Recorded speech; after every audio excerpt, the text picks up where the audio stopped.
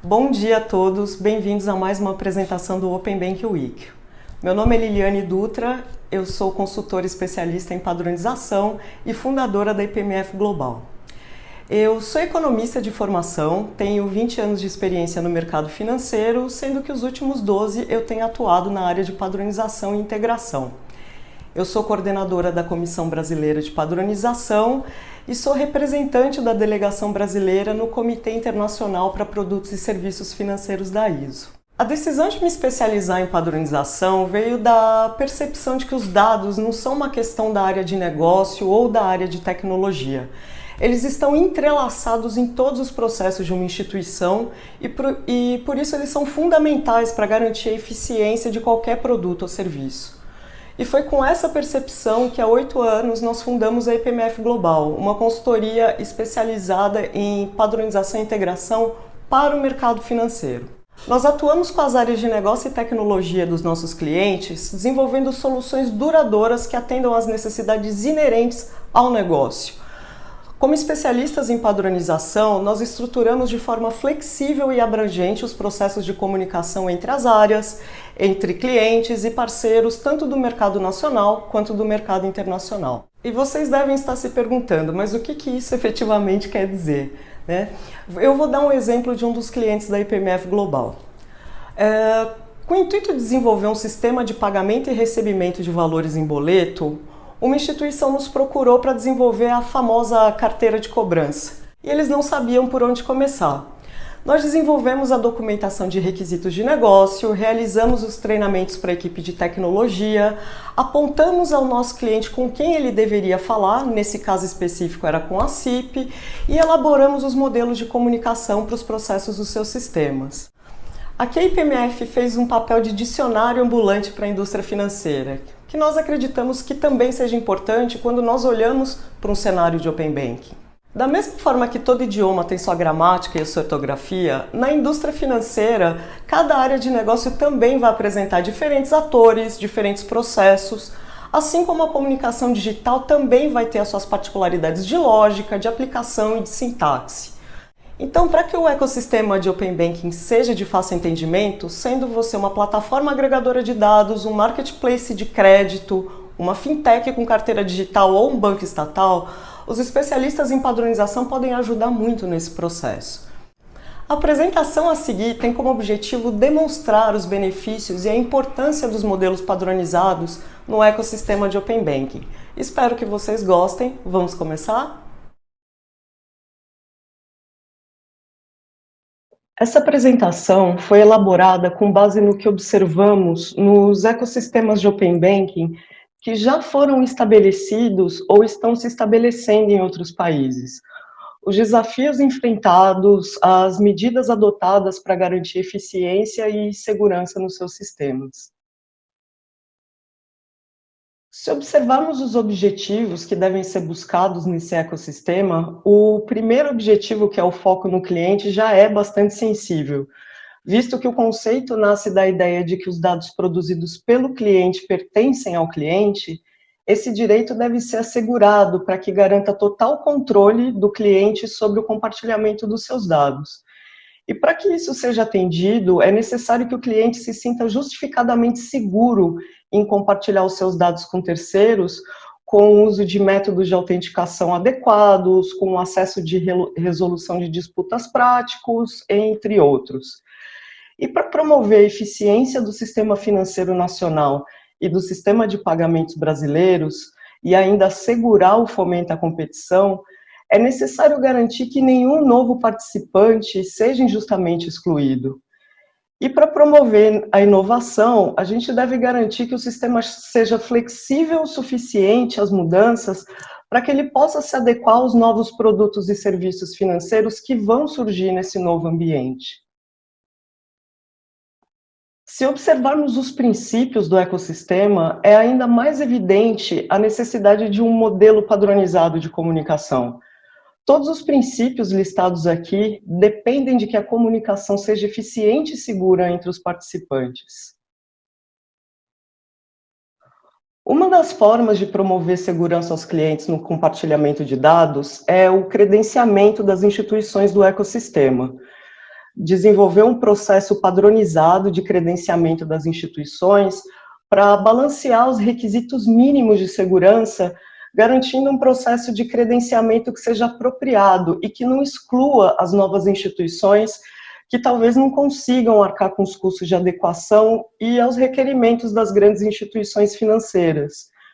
Para isso, o ideal é que exista um modelo de credenciamento graduado, em que os requerimentos reflitam os riscos associados ao gerenciamento de diferentes conjuntos de dados, incluindo riscos de danos pessoais, de reputação, financeiro, sistêmico, e também uma avaliação dos riscos relativos a cada conjunto de dados, de modo que seja possível definir os diferentes níveis de certificação possíveis e os diferentes conjuntos de dados que cada nível poderia gerenciar com segurança. Além de um registro comum, que contenham todas as informações para que todos com acesso à rede possam determinar quais são os tipos de dados que eles podem ou devem compartilhar com os participantes. E também, devido aos riscos sistêmicos, esses registros devem ser controlados, ou por uma instituição governamental relevante no setor financeiro, ou por uma federação de instituições financeiras participantes, ou até mesmo por participantes que escolham manter um banco de dados compartilhados em rede descentralizada, explorando aqui todos os possíveis benefícios das novas tecnologias de registro distribuído. E mesmo após uma regulamentação adequada, que identifique todas as necessidades dos participantes, ainda é muito importante a existência de harmonização de padrões de comunicação e segurança, evitando que uma implementação fragmentada ou insuficientemente segura ponha em risco todo o projeto. E devido à pluralidade de participantes, há uma grande heterogeneidade de dados. Diferentes instituições podem definir os mesmos dados de diferentes formas, o que dificulta o estabelecimento de instrução para a recolha de dados entre sistemas. E, além disso, para garantir que seus clientes possam autorizar o compartilhamento dos seus dados, modelos adequados de interação entre os participantes devem ser determinados. E também é necessário a padronização dos métodos de autenticação dos usuários, definindo quais os elementos de segurança podem ser utilizados, como senhas ou token eletrônico, quais as regras de utilização desses elementos e quando exceções podem ser feitas para balancear a conveniência do usuário com a segurança da operação. Se nós observarmos o panorama mundial no contexto de Open Banking, nós vamos perceber que existem hoje diversas iniciativas de regulamentação, de recomendação de melhores práticas, mas o sistema de Open Banking que está de fato estabelecido é o da União Europeia com o regulamento do PSD2, e que existem alguns casos de aperfeiçoamento, como foi no Reino Unido com o caso do OBE.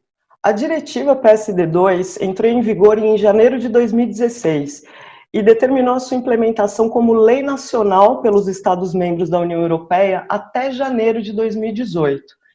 E aí os demais regulamentos e recomendações que foram desenvolvidos posteriormente foram observando as diretivas do PSD2 e das recomendações dos sistemas europeus. Por isso, se nós analisarmos as medidas tomadas por esses países desde o início do funcionamento do seu sistema de Open Banking, nós vamos poder identificar quais foram as ferramentas que foram utilizadas para garantir o cumprimento dos princípios. Um dos requisitos básicos para o estabelecimento desse ecossistema foi a disponibilização das funções de acesso à conta a todos os participantes sem a necessidade de qualquer acordo bilateral entre as partes envolvidas, a chamada interface XS2A. Todos os prestadores de serviço de pagamento com conta de cliente devem oferecer pelo menos uma interface dedicada, através da qual os prestadores de serviço possam iniciar comunicações seguras e padronizadas, os clientes possam se identificar de acordo com os serviços a serem prestados e realizar os procedimentos de autenticação. Essas interfaces devem cumprir que os prestadores de serviço ofereçam aos seus usuários o mesmo nível de disponibilidade e desempenho que eles estão acostumados nos acessos diretos com seus bancos ou instituições de pagamento. E também devem documentar e tornar pública todas as especificações técnicas das suas interfaces, com planos de medida de contingência, além de ter que oferecer um ambiente seguro, onde os prestadores de serviço possam realizar testes das suas soluções de comunicação com os provedores de conta. Outra diretriz do PSD2 foi a imposição do credenciamento de todas as instituições participantes do ecossistema. E para facilitar a identificação dos grupos de registro na Europa, o PSD2 também definiu diferentes atores para diferentes grupos de serviço. Nesse caso, os iniciadores de pagamento, os prestadores de informação sobre contas e os emissores de cartão pré-pago que precisam realizar a confirmação de fundos do cliente. Para o credenciamento, cada Estado-membro da União Europeia teve que designar uma ou mais autoridades públicas que fossem qualificadas para realizar a avaliação, a autorização e a supervisão das instituições, garantindo a independência necessária para que eles pudessem executar suas atividades, incluindo a troca de informações entre eles, a troca de informações com o Banco Central Europeu, com os bancos centrais nacionais e com a Autoridade Bancária Europeia. Os provedores de serviço de pagamento são certificados de acordo com as diferentes licenças disponíveis por essas NSAs, e as suas informações relevantes são disponibilizadas em registros públicos, mantidos por essas NSAs, para o conhecimento de todos os participantes. E também são disponibilizadas a nível europeu, no Registro Central da Autoridade Bancária, sem nenhum custo adicional. Se nós observarmos a lista de NSAs europeia, nós podemos perceber que a responsabilidade do credenciamento das instituições foram destinadas a bancos centrais ou autoridades financeiras de cada país. E para avaliação dessas empresas, as NCAs, além de informações cadastrais, solicitam também informações para avaliação da prontidão operacional para promover um ou mais serviços de pagamento, com um nível de detalhe que seja proporcional ao porte e à natureza da instituição, escopo, complexidade e os graus de riscos identificados pela autoridade competente. Além disso, para que a autoridade competente possa avaliar a capacidade da organização em garantir que as suas operações sejam executadas com segurança e que incidentes sejam identificados e resolvidos rapidamente, são solicitadas também informações referentes aos sistemas de segurança e de gestão de risco. Eu listei algumas medidas nesse slide, mas se eu fosse detalhar todas, nós precisaríamos de muito mais que 30 minutos, mas assim é possível ter uma ideia. Mas o importante é que, mesmo com essas definições, a regulação do sistema de Open Banking da União Europeia lançou um desafio significativo para o cumprimento de todas essas diretrizes pelo setor financeiro. Assim como aqui no Brasil, nós vimos no edital conjunto publicado pelo Banco Central em 4 de maio, que os padrões tecnológicos e os procedimentos operacionais vão ser definidos por uma convenção.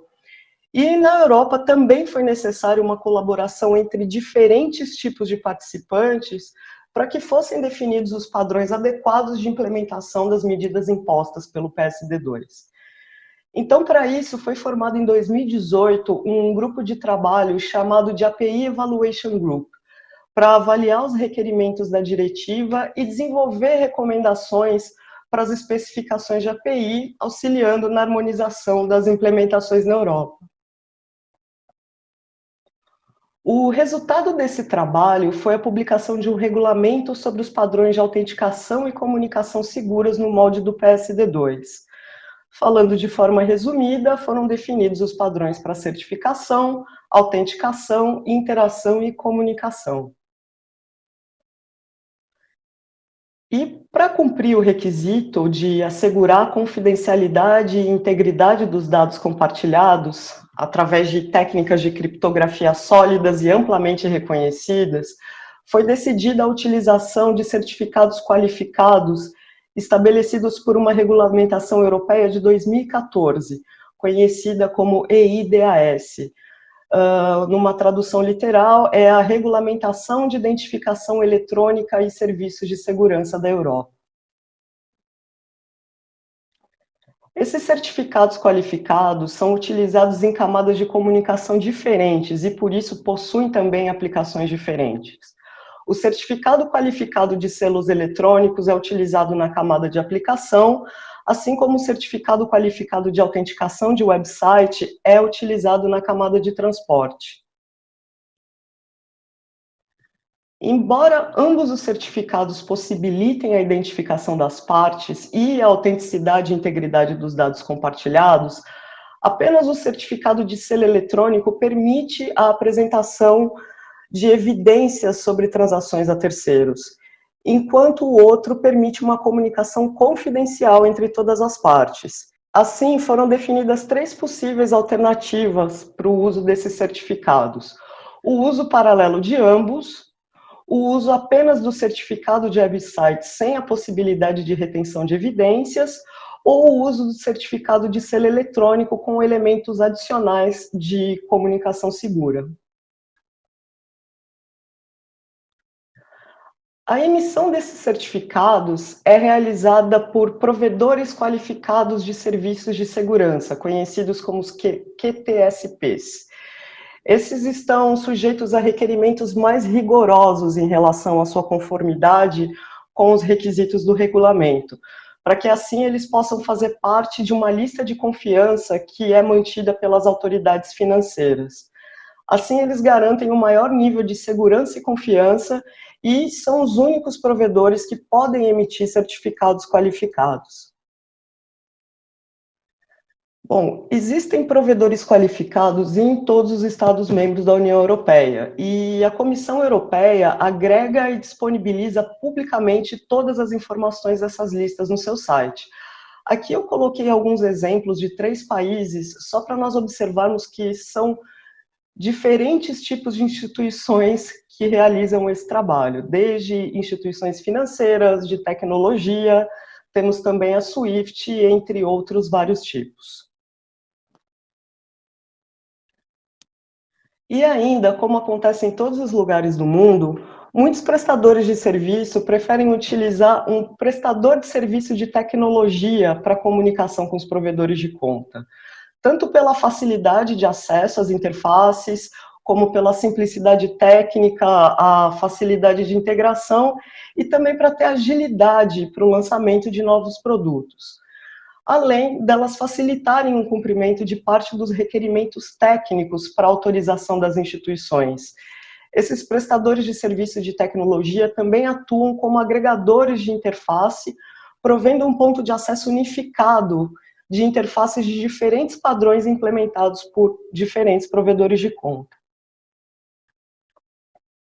Na maioria dos casos, os prestadores de serviço de tecnologia fornecem um gateway de API unificado que permite os prestadores de serviço fazerem uma integração técnica e obter acesso a todos os bancos pré-conectados.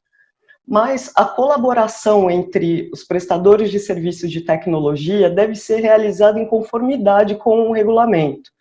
E nisso, toda a responsabilidade pelo cumprimento dos requerimentos do PSD2 recai sobre os prestadores de serviço que contratam os serviços de tecnologia. E para que os provedores de conta possam identificar os provedores autorizados de forma inequívoca, os prestadores de serviço devem emitir diferentes certificados em seu nome para cada um dos prestadores de serviço de tecnologia que eles tenham contratado. Isso ajuda a assegurar a continuidade de negócio, o gerenciamento de risco, porque a legitimidade de um certificado afetaria pela revogação de qualquer outro, além das questões de rastreabilidade, porque o uso de um certificado simultaneamente por vários prestadores de serviço de tecnologia acaba tornando a resolução de disputa mais desafiadora, no caso de uma violação de segurança ou de privacidade, por exemplo. Como modelo de autenticação, foi inserido no regulamento o Strong Customer Authentication, definindo a utilização de autenticação por 2 fatores, adotando ao menos 2 dos 3 elementos de segurança classificados por conhecimento, posse ou inerência. Mas também algumas regras foram definidas para alguns casos diferentes. Por exemplo, o de serviço de iniciação de pagamento e de confirmação de fundos, o código de autenticação gerado pelo usuário deve estar intrinsecamente atrelado ao valor da transação e à identificação do recebedor. Assim, qualquer mudança em um desses itens vai resultar na invalidação do código. E para garantir que seus clientes possam autorizar as solicitações de compartilhamento de seus dados de forma segura, foram definidos também modelos de interação entre os participantes. Na realidade, foram definidos 3 tipos de interação entre os clientes. O primeiro é a de interação integrada. Neste modelo, a autorização de acesso de dados é realizada diretamente através da conexão com o prestador de serviço, que solicita as chaves de autenticação ao usuário durante a mesma sessão e encaminha para o provedor de conta. E, alternativamente, há outros 2 modelos que não requerem o compartilhamento da chave com terceiros. Um deles é o modelo de interação redirecionada, em que o usuário é redirecionado da sessão para o ambiente seguro do seu provedor de conta, utilizando as suas credenciais para autenticação. E nesse modelo redirecionado, o prestador de serviço interrompe a sessão com seu usuário e o redireciona para uma sessão de autenticação com a sua instituição provedora de conta. E, por último, o modelo de interação dissociada, em que o usuário tem sua sessão com o prestador de serviços interrompida para utilizar suas credenciais num dispositivo ou aplicativo de autenticação seguro. Pode ser um smartphone ou um smartwatch, por exemplo. A autenticação de usuários por prestadores de serviço não é necessariamente limitada a apenas um modelo de interação. Às vezes, uma combinação deles pode ser mais vantajosa, ou ainda pode ser necessária por conta dos elementos de identificação do usuário. Outro ponto que foi analisado pelo grupo foi o padrão de comunicação. E essa decisão veio da análise da necessidade da padronização de 3 fatores. O de semântica, que é o de como classificar todos os tipos de participantes, instrumentos financeiros, tipos de operação. O transacional, que define onde começa e onde termina uma operação, quais as instituições que participam do processo, e a padronização de dados, porque eles são sempre heterogêneos nesse ecossistema. Diferentes instituições podem identificar a mesma informação de diferentes formas. E foi por isso que veio a recomendação pela adoção do padrão ISO 20022. E por que o padrão ISO 20022? Bom, primeiro porque ele é baseado em processos de negócios estruturados e muito bem documentados. Ele também é desenvolvido por especialistas de negócio de diferentes países e todas as suas mensagens são lógicas, independente da sintaxe. Primeiro é desenvolvido um modelo de negócio, a partir dele são desenvolvidos os modelos de mensagens e, por último, é definida a sintaxe. Essa independência de sintaxe permite que o padrão seja utilizado entre os diferentes participantes através dos mais diversos tipos de sistema, tanto em APIs ou sistemas de mensageria, utilizando XML, JSON ou qualquer outra sintaxe que se faça necessária no sistema. O dicionário de dados da ISO, além de público, é estruturado e separado entre os conceitos definidos no modelo de negócio, nos modelos de mensagens e nos tipos de dados. Mas o mais importante é que no seu desenvolvimento, todos os componentes de mensagem exigem um componente de negócio correspondente, assim como os elementos da mensagem. E somente por último são definidos os tipos de dados baseados no modelo de negócio e nas necessidades da mensagem. No desenvolvimento dos padrões ISO 20022, primeiramente são definidos todos os possíveis participantes de um processo de pagamento para que todos os atores sejam reconhecidos em qualquer etapa do processo.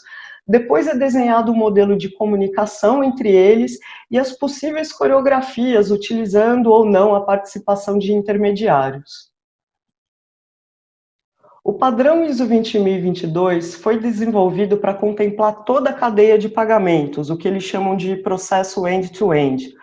O modelo de negócio para liquidação foi desenvolvido observando as necessidades do passo anterior de iniciação, assim como os modelos de conciliação foram desenvolvidos para atender os diferentes tipos de participantes. Se compararmos com o mercado brasileiro, nós também temos padrões de mensagens, mas diferentes padrões para cada etapa do processo. E eles também não possuem uma independência de sintaxe, são mensagens XML ou arquivos posicionais normalmente. Então, mesmo se analisarmos somente o padrão SPB, por exemplo, nós vamos notar que existem diferentes conjuntos de mensagens desenvolvidas para diferentes infraestruturas de mercado ou finalidade de pagamento. Vou utilizar aqui como exemplo o modelo para informe de transações realizadas que está presente no edital do Banco Central. Se nós utilizarmos o padrão ISO 20022, é possível identificar com facilidade quais as informações correspondentes para esse informe, independente da etapa do processo. Se você for um iniciador de pagamento, um provedor de conta, um banco liquidante ou um sistema de liquidação, todos terão exatamente a mesma informação. Porém, se nós fizermos a mesma comparação utilizando um dos grupos de mensagens do SPB para pagamento, nós teremos várias formas diferentes para a mesma informação. Num único grupo de mensagem, existem aqui, por exemplo, 8 diferentes formas só de identificar o recebedor. E se nós falarmos sobre o SPB, existem mais de 70 mensagens somente para liquidação de pagamento. Então, vamos imaginar aqui o desenvolvimento de um sistema que tenha que reconhecer tantas diferentes formas de se obter só uma informação. E por esses motivos, o padrão ISO 20022 vem sendo adotado em diversos sistemas de pagamentos pelo mundo, tanto para pagamento instantâneo, como para pagamento doméstico e pagamentos internacionais. E no caso do Open Banking, ainda faz muito sentido desenvolver o sistema de iniciação de pagamento no mesmo padrão adotado para a efetiva realização dos pagamentos.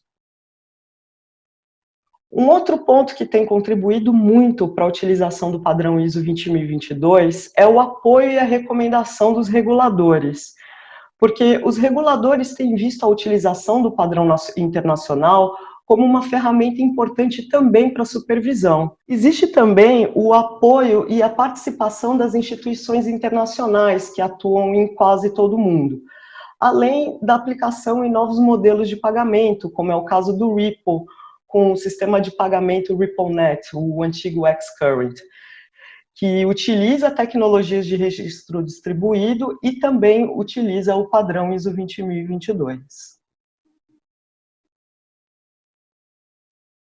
Bom, um exemplo de uma comunidade que subiu a barra diante das diretrizes do PSD2 foi o Reino Unido com a OBE. Ele foi criado em 2017 pela Autoridade Monetária e Competição do Reino Unido e regulou os 9 maiores bancos privados para formar uma entidade para cuidar da implementação do sistema de Open Banking.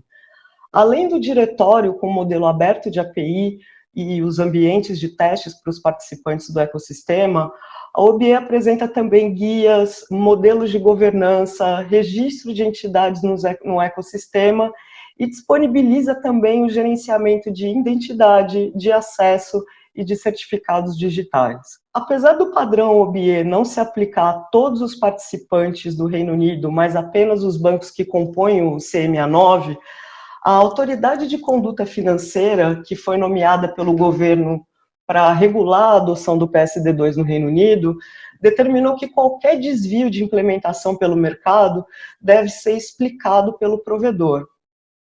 E, além disso, como os 9 maiores bancos do Reino Unido adotaram o mesmo padrão, há um incentivo para a harmonização das implementações pelas instituições de menor porte, que podem usufruir dos benefícios de interoperabilidade e aproveitar da segurança do padrão. O desenvolvimento da API pelo OBE acabou motivando o desenvolvimento de outros padrões abertos de API também. Alguns exemplos são o STAT, no PSD2, uma iniciativa pan-europeia, que é liderada pela França, tem o NextGen na Alemanha, que é liderada pelo Berlin Group, e vários outros exemplos. E aqui nós podemos observar que, por mais que existam diferenças entre esses padrões de APIs, há uma harmonização razoável entre todas elas. A interoperabilidade entre esses modelos não vai trazer, assim, grandes desafios. Mas, mesmo assim, é importante ressaltar que, mesmo com todas essas medidas, os países da União Europeia ainda enfrentam alguns desafios e estão em constante processo de melhoria. Essas experiências de outros países que foram apontadas nessa apresentação podem nos dar algumas pistas e direcionamentos para o desenvolvimento de um sistema de Open Banking eficiente no Brasil. Porque, falando de uma forma muito simplista, o sistema de Open Banking representa a autorização, disponibilização e troca de dados entre diferentes tipos de instituições com modelos de negócio público distintos. Por isso, a definição de padrões de segurança e comunicação são fundamentais para assegurar que os objetivos e princípios desse ecossistema sejam plenamente atendidos.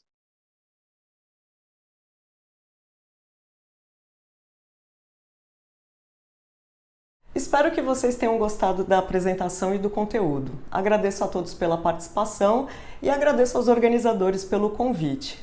Tenham todos um ótimo dia e até a próxima!